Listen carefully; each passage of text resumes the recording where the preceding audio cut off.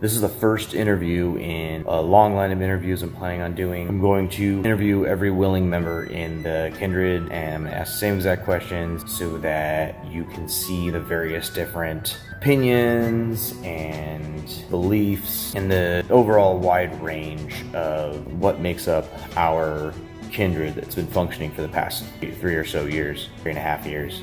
I am interviewing William Montgomery.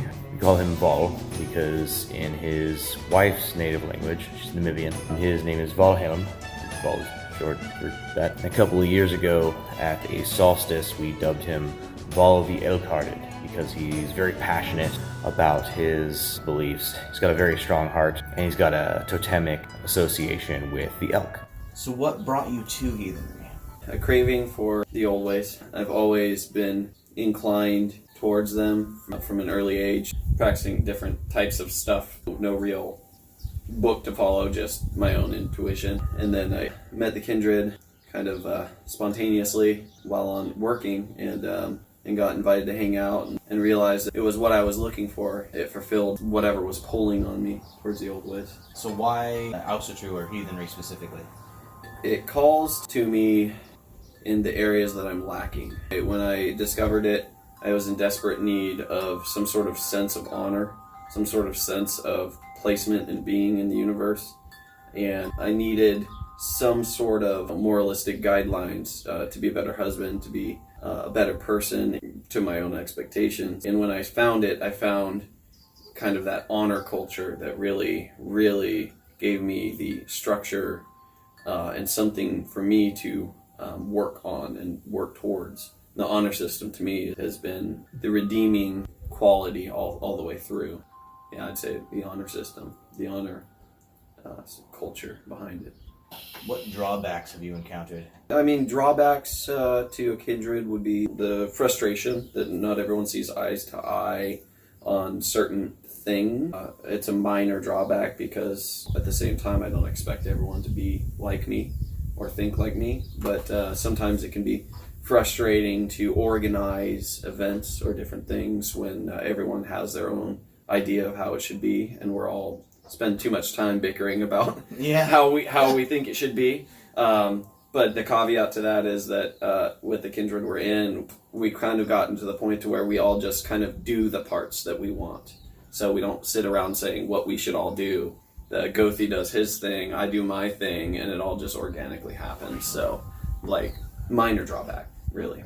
Probably kind of just because we've been doing it for about 3 years or so. Yeah, it's trial and error. Yeah. We went through the phase of arguing and bickering about how it should be, and then we realized, whoa, that's kind of dogmatic. Let's step back for a minute, and let's just all give our piece to the puzzle and let it be what it is. Enjoy each other's company more than bicker. Who is your patron deity and why? Thor, absolutely. And this comes from many personal esoteric experiences where I have been in close contact with him, given offerings and sacrifices, and received direct divine inspiration from the deity himself to strengthen my willpower to push on, to give me the moralistic sense of right and wrong, and to step back and think.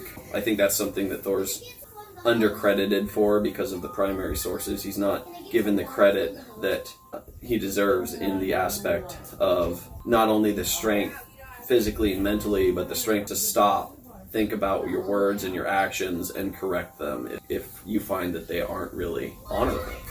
It has been paramount to my success in life and in home. How has being in a Kindred impacted your life? Well, I could say that I got this really cozy house from word of mouth from a good kin member who trusted my honor. He, through word of mouth, when I was getting ready to move into this area from a really far distance, put me in contact with the current renter at the time, who then said, well, I trust that Repo trusts you, so I'll put in good word for you. Because of that, I met the most amazing landlord in person that I have yet to meet. He's helping me move 7 hours away. He's driving my family up there and towing my truck. And he didn't charge a deposit for this place, nothing.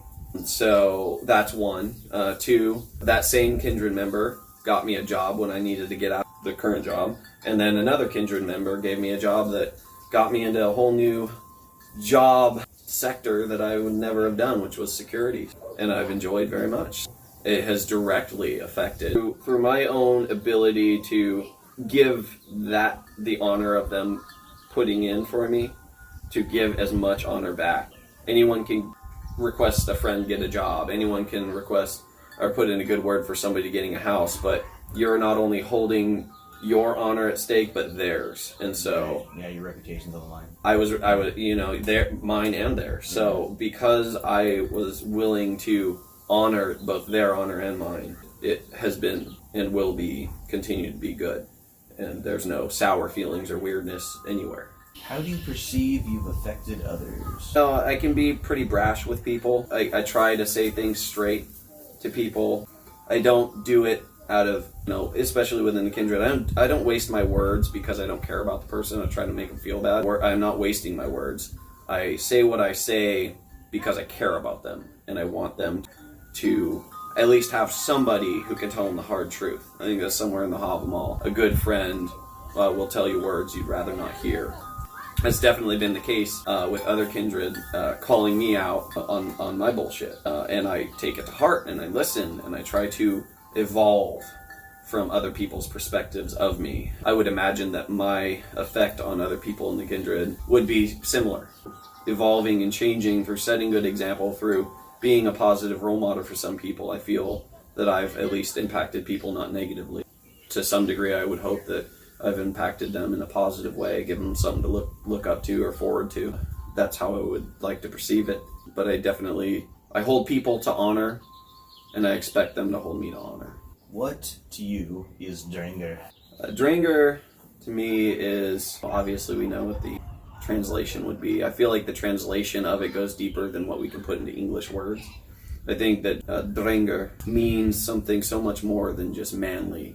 That's kind of a shallow way of looking at it. I think it means one who follows the path of honor, who seeks it actively, one who looks back on their actions and their words and constantly reassesses themselves to see if they're on the right path towards frith with people. A Drengr, a man or woman, would be somebody who is constantly seeking self-perfection. They're not perfect, but they're seeking to perfect themselves. They are somebody whose life is going in an upward angle rapidly, or as rapidly as they can, and is not letting small bumps in the road knock them down from their ultimate success. I would say the ultimate success would be to be successful in life, to provide well for your family, to eventually have land of your own, you own your own right in the world and not be dependent on other people. Renting, for instance. I think at one point we should all hope to own some sort of property, because we could be kicked out of our home at the whim of whoever we're renting from. Various different little goals like that. What are your life goals? Do you always want to be dependent on other people, or are you pushing or trying to push for success in life? I think that's Drengr. And not just monetarily, but also personally, your own personal goals, your own personal sense of willpower and ability to push through things that would otherwise disable you. However your means may be. It doesn't mean be all tough and manly or womanly or whatever and hide your fear and emotions. It just means, are you able to overcome, however it may be. How do you define spirituality?